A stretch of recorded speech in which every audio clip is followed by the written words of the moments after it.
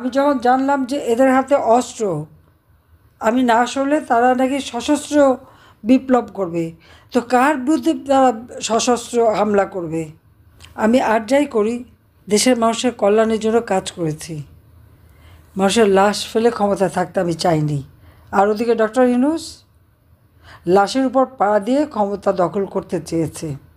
এখানেই হচ্ছে সবচেয়ে বড় কথা। ইউনূসের দোসর কারা? জামাত শিবির, আনসারুল্লাহ বাংলা টিম, হিজবুত তাহরির সহ বিভিন্ন জঙ্গি সংগঠন, এমনকি লস্করে তৈয়বাও সে দাবি করেছে ইউনূসকে ক্ষমতা আনতে তারাও সহযোগিতা করেছে। তাহলে বুঝতে পারে, এবং জেলখানায় যত সন্ত্রাসী ছিল তাদেরকে সব ছেড়ে দিয়েছে, কারণ এটা পুরস্কার, কারণ এরাই তাকে সাহায্য করেছে ক্ষমতায় আসতে। আমি শুধু এটুকুই বলবো যে আজকে বাংলাদেশ একেবারেই ভালো অবস্থায় নাই। এই যে অগণিত নেতা কর্মীর উপর যে নির্যাতন করে যাচ্ছে, এর জবাব একদিন ইউনূসকে দিতে হবে। আজকে আমাদের দেশের মানুষের সমস্ত কল্যাণের জন্য আমরা কাজ করেছি, আর এখন ইউনূস সাহেব এসে কী করলো? পুলিশদের যারা হত্যা করলো তাদের বিচার তো হলোই না, এমনকি সেই নিহত পুলিশের পরিবারগুলির খবরও নেওয়ার প্রয়োজন মনে করে না। ওই হাতে গোনা কয়েকজন বলে দিয়েছে বা ওই পর্যন্ত বললো 1400 লোক নাকি আমি হত্যা করেছি। সে তালিকাটা কোথায়? কিভাবে হত্যা হলো সে হিসাবটা দিক। 1400 বলে 800 জনের গেজেট করেছে, কিন্তু আর্থিক সহায়তা দেওয়ার সময় মাত্র 600 জনের আর্থিক সহায়তা দিয়েছে। তো বাকি কারা মারা গেল? তারা যে প্রায় 3-4 হাজার আওয়ামী লীগ নেতাকর্মীকে হত্যা করেছে, পরিবারের সদস্য সহ মা বাবা ভাই বোন কেউ রেহাই পায়নি। দিনের পর দিন শিশু নারী ধর্ষণ হচ্ছে, কোনো বিচার নাই, মানুষের নালিশের জায়গা নাই। আওয়ামী লীগ করে শুনলে তাদের উপরে হামলা করতে হবে, ছাত্রলীগ শুনলে হামলা করতে হবে কেন? কী অপরাধ করেছে? 1949 সালে আওয়ামী লীগ প্রতিষ্ঠা লাভ করেছে, 1948 সালে ছাত্রলীগ। বাংলাদেশের সবকটা অর্জনের পিছনে আওয়ামী লীগ, ছাত্রলীগ। এই স্বাধীনতা অর্জন করেছে আওয়ামী লীগ সংগঠন, বাংলাদেশের মানুষকে জাতির পিতা বঙ্গবন্ধু শেখ মুজিবের নেতৃত্বে সুসংগঠিত করে। আর সেই সংগঠন তারা রাখবে না। একটা গোষ্ঠী বা একটা সংগঠনকে যদি কেউ সম্পূর্ণভাবে খতম করতে চায়, তো সে আন্তর্জাতিক আইন অনুযায়ী সেটাই হচ্ছে গণহত্যা। তো ইউনূস এখন গণহত্যা শুরু করেছে,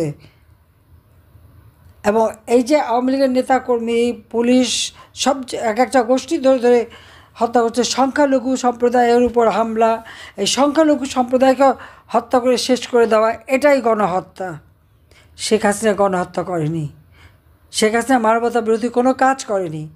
মানবতা বিরোধী কাজ করেছে ডক্টর মোহাম্মদ ইউনূস, তার সমন্বয়ক এবং তার এই জঙ্গিরা। আমি জঙ্গিদের দমন করে মানুষের মানবাধিকার সংরক্ষিত করেছিলাম। সমস্ত জঙ্গিরা, তাদেরকে আমরা দমন করেছি, বন্দী করেছি। ইউনূস এসে সবাইকে ছেড়ে দিয়েছে, সব জঙ্গিদের মুক্ত করেছে, কারণ তার ক্ষমতা দখলের হাতিয়ার হিসেবে এরাই তো ব্যবহৃত হয়েছে। তাদের উপর ভরসা করেই তো সে ক্ষমতা এসেছে, তার কোনো জনসমর্থন তো নাই। আর তাদের সংস্কার আর হিসাব হলো, কথা হলো সব শেখ হাসিনার দোষ। তো ইউনূসের যে গুণের কথা আমি তো বললাম, তার এতই গুণ যে সে আমার দেশের মানুষকে যেমন বঞ্চিত করে যাচ্ছে, অপরদিকে নিজেরা সমানে 2 হাতে চুরি করে খাচ্ছে। নিজের ট্যাক্স ফাঁকি দিয়েছে, নিজের ব্যক্তিগত ট্যাক্সও ফাঁকি দিচ্ছেই। আরও 38টা কোম্পানি, তার আবার ব্যবসা প্রতিষ্ঠান অনেক, এই 38টা কোম্পানির ট্যাক্স ফাঁকি দিয়েছে, যেটা নিয়ে মামলা হয়েছে। এই মামলাগুলি ক্ষমতা আসার সাথে সাথে তুলে ফেলেছে। শ্রমিকের অর্থ আত্মসাৎ করে সাজাপ্রাপ্ত আসামি হচ্ছে ইউনূস। শ্রমিক আদালতে তার শাস্তি হয়েছে।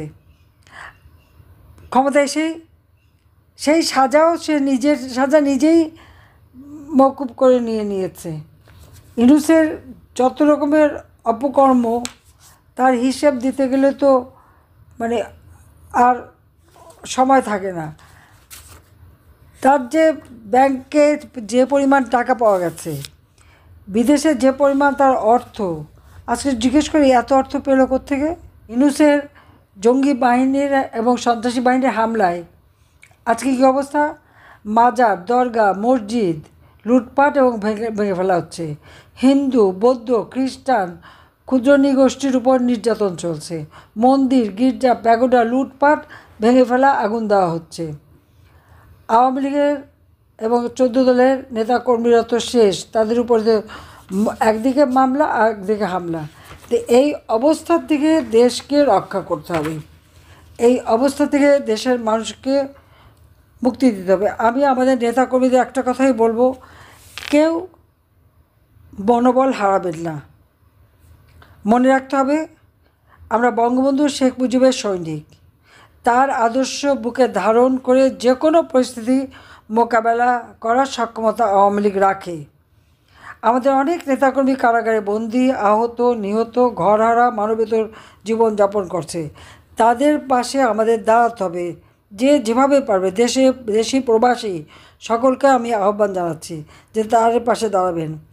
মাঠ পর্যায়ে সংগঠনকে আরও শক্তিশালী করতে হবে, সকল ভেদাভেদ ভুলে যেতে হবে, ঐক্যবদ্ধ হতে হবে, যাতে এই অবৈধ জঙ্গি ইউনূসকে হটিয়ে দেশের মানুষকে আমরা মুক্তি দিতে পারি। আওয়ামী লীগের মাধ্যমেই বাংলাদেশ তার মাতৃভাষায় কথা বলার অধিকার অর্জন করেছে, স্বাধীনতা অর্জন করেছে, উন্নয়নশীল দেশের মর্যাদা পেয়েছে। এই কথাটা মনে রাখতে হবে, যা আজ পর্যন্ত কেউ দিতে পারে নাই। কাজে এই আওয়ামী লীগকে ধ্বংস করা যাবে না। কিন্তু যতই স্বপ্ন দেখুক, ওটা তার দিবা স্বপ্ন, কোনোদিন সে আওয়ামী লীগকে ধ্বংস করতে পারবে না। কারণ আওয়ামী লীগ বাংলাদেশ স্বাধীনতা এনে দিয়েছে, এবং এই আওয়ামী লীগই ক্ষমতা থেকে জাতির পিতা বঙ্গবন্ধু শেখ মুজিবুর রহমানের স্বপ্নের ক্ষুধা, দারিদ্র মুক্ত, উন্নত, স্মার্ট বাংলাদেশ গড়ে তুলবে ইনশাল্লাহ। কাজে এই আওয়ামী লীগের যারা ধ্বংস করতে চায়, ধ্বংস তাদের জন্য অনিবার্য।